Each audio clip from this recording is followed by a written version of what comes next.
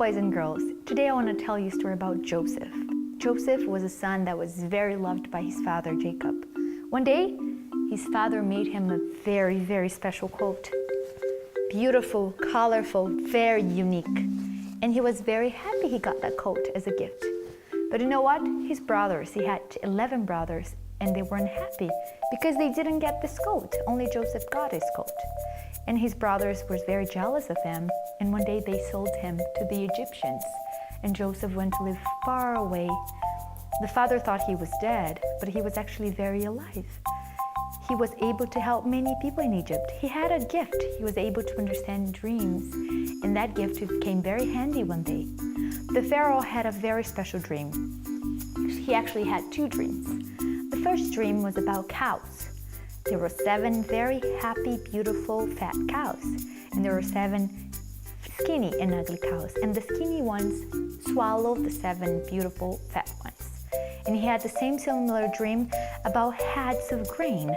There were 7 heads of grain that were very plump and beautiful, and there were other 7 heads of grain that were skinny, thin, ugly, and the thin and ugly ones swallowed the beautiful, plump ones.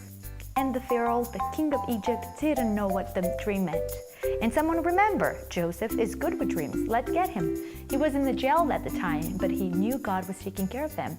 So they went, got Joseph from the jail, and he was able to understand the dream. He prayed to God, and God showed him what the dream meant. Actually, what was going to happen was something very bad. First of all, they were going to have 7 years of lots of rain, where they would produce lots and lots of food, and they would have no problems with getting food. But then the next 7 years would follow of dryness and no rain and no food, and people could die of being hungry. So once Joseph told what it meant to the Pharaoh, Pharaoh said, "What a great idea you gave me.